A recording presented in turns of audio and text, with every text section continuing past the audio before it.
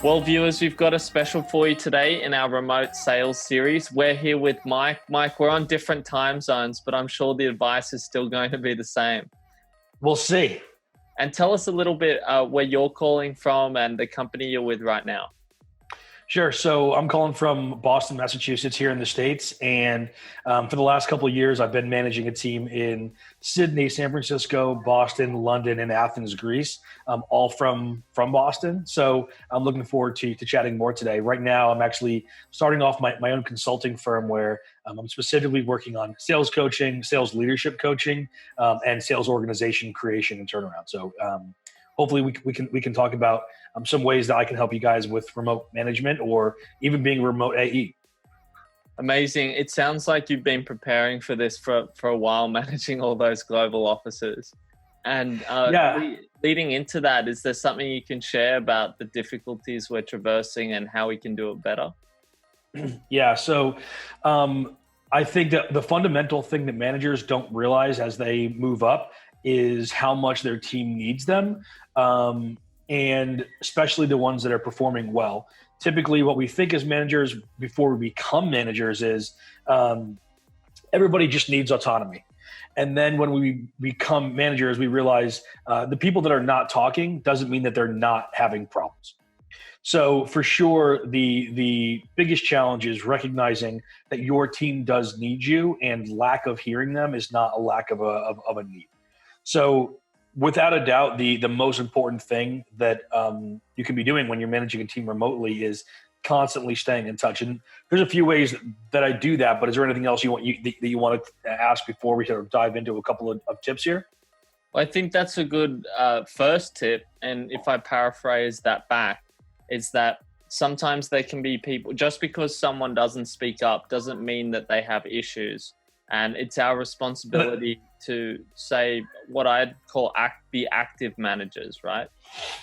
Proactive, really, because I think all managers are typically active in some regard, probably proactive with the people that are typically the closest in proximity or maybe even the lowest performing, and then reactive with the ones that are typically the farthest away or the top performing. And really, it should be the exact opposite. Okay.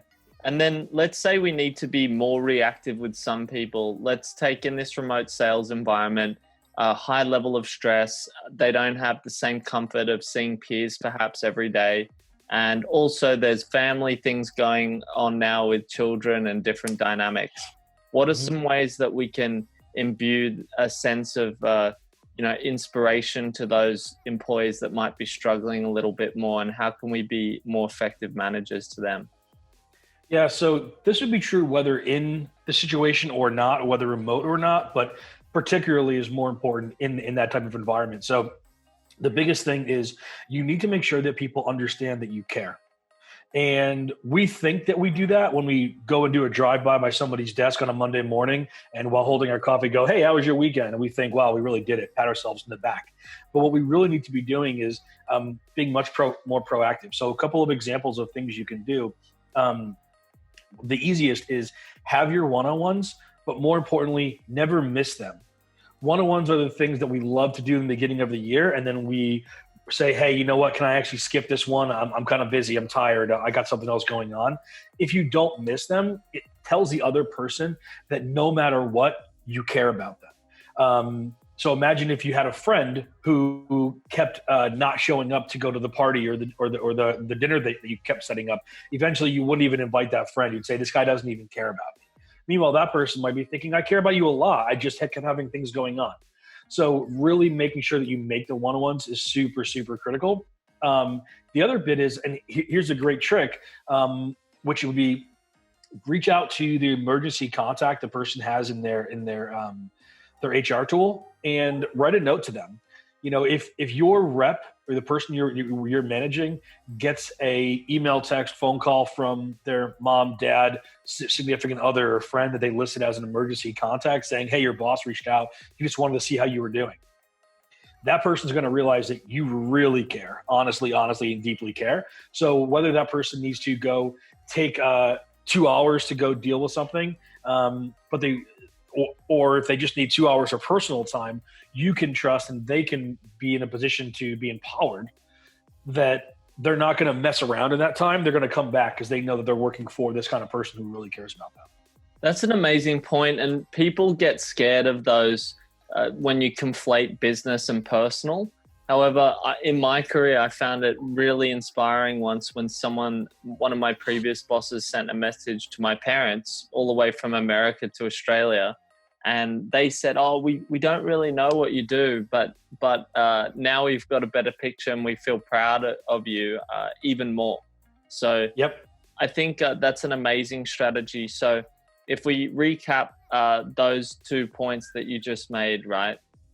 If we want to, we should take the time as managers to look up that emergency contact and perhaps send a message of support.